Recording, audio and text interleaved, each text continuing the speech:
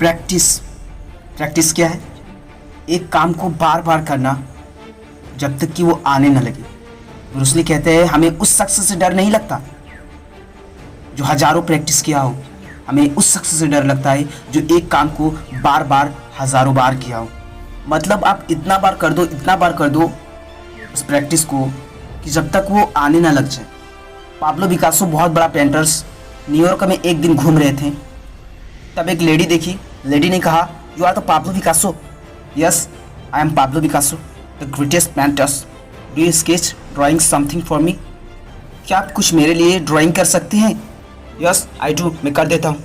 उन्होंने 30 सेकंड में एक पेंटिंग बनाया और कहा कि इसका अमाउंट 50 लाख है। वो लेडी कहती है, क्या आप भी सर क्या मजाक कर रहे हैं?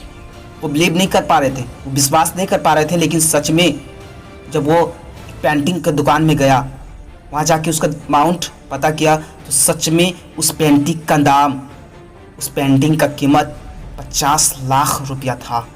वो लेडी ढूंढते ढूंढते पाब्लो पिकासो के पास पहुँच जाते और कहते, सर पता है उस दिन मैं न्यूयॉर्क में मिला था और आपने कुछ ड्राइंग स्केच करके दिए थे।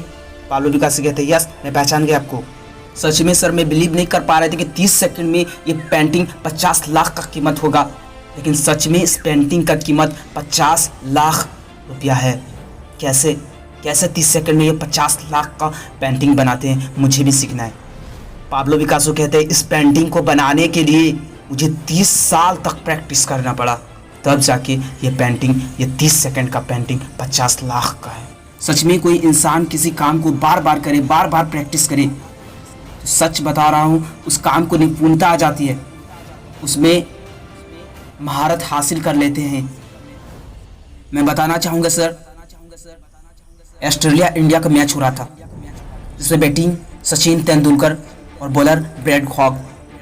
ब्रैड हॉग क्योंकि मैच में न्यू था और उन्होंने सचिन तेंदुलकर को बोल्ड कर डाला। उसके लिए बहुत बड़ी अचीवमेंट था कि उन्होंने सचिन तेंदुलकर को बोल्ड कर दिया। जब सचिन तेंदुलकर पेविलियन लौट रहे थे, तब ब्रैड हॉग जाता है और कहते हैं, सर इस बॉल पर आप ऑटोग्राफ दे दीजिए ताकि याद करूंगा कि मैंने आपको बोल्ड किया हूँ। सचिन तेंदुलकर क्या लिखते हैं, ध्यान दीजिएगा। उन्होंने लिखा कि ये दिन तेरे ज़िंदगी में और कभी नहीं आएगा। उसके बाद वनडे में, 2020 में, टेस्ट में ब्रैड हॉग और सचिन तेंदुलकर का आमना सामना इनकाउंटर कम से कम 30 से 35 बार हुआ। लेकिन आज तक का रिकॉर्ड है कि सचिन तेंदुलकर को ब्रैड हॉग ने कभी बोल्ड नहीं कर पाया। आप सोच सकते हैं कि जब वो कोट्स लिखा, जब वो थॉट्स लिखा उन्होंने, वो बैठा नहीं रहा होगा, वो कुछ ना कुछ जरूर कर रहा होगा। वो इतना प्रैक्टिस कर रहा होगा, इतना प्रैक्टिस कर रहा होगा, वो इतना निपुण हो गया, इतना निपुण हो गया कि उनको बोल्ड करना ही मुश्किल हो गया ब्रैड हॉग। मेजर ध्यानचंद, जिसको हॉकी का जादूगर कहा जाता था, वो बैलेंस बनाने के लिए पटरियों पर प्रैक्टिस किया करते थे। लोग बोलते थे कि यार मेजर क्या कर रहे हो? बोलता था कि मैं प्रैक्टिस कर रहा हूँ। जब वो खेलता था तो लगता था कि उसके स्ट्राइक में चुंबक फिट है, लेकिन उसके स्ट्राइक भी तोड़ के देखा, कुछ नहीं था, सिर्फ ओनली फॉर प्रैक्टिस, जो आपको महारत आपको हासिल बना देता है। प्रैक्टिस से होता क्या है, जब आप प्रैक्टिस करते जाते हो, एक चीज़ का करते जाते हो, तो एक स्टेट ऑफ फ्लो में आ जाते हो। एक ऐसा सिचुएशन आ जाता है कि ऐसा फ्लो में आ जाते हो, जो भी आप काम करते हो वो अपने आप होने लगता है। जैसे कोई भी काम करो, जैसे मैं किक मारता हूँ, जैसे कहीं भी किक मारता हूँ, पहले आपको ध्यान लगाना पड़ेगा, आपको माइंड लगाना पड़ेगा। लेकिन वो जैसे जैसे करते जाओगे, इतना बार कर लेगे जब तक कि वो आ ना जाए, तब आपको ना ध्यान लगाना होगा, ना कुछ लगाना होगा, आप खुद ब खुद उसमें निपुण हो जाएंगे। एक ऐसा स्टेट ऑफ फ्लो में आ जाता है कि आपको ध्यान नहीं लगाना होगा, फिर भी आपका जो मुक्का है वो सही जगह में जाएगा, वो जो किक है आपका वो सही जगह में जाएगा। मैं बता दूं सर कि सफलता का चाबी प्रैक्टिस है। अगर ज़िंदगी में कुछ करना चाहते हो तो आपका जो भी गोल है, आपका जो भी सपना है, आप जिस चीज़ को कर रहे हो उसका प्रैक्टिस बहुत ज़रूरी है।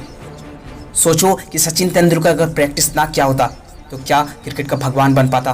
विराट कोहली अगर प्रैक्टिस नहीं करता तो क्या वो विराट बन सकता? अगर मेजर ध्यानचंद अगर प्रैक्टिस नहीं किया करता तो क्या वो हॉकी का जादूगर बन पाता? सोचो और अपने लाइफ में ध्यान दो। अगर इस वीडियो से थोड़ा सा भी हेल्पफुल हो तो आप 5 लोगों तक ज़रूर शेयर करें।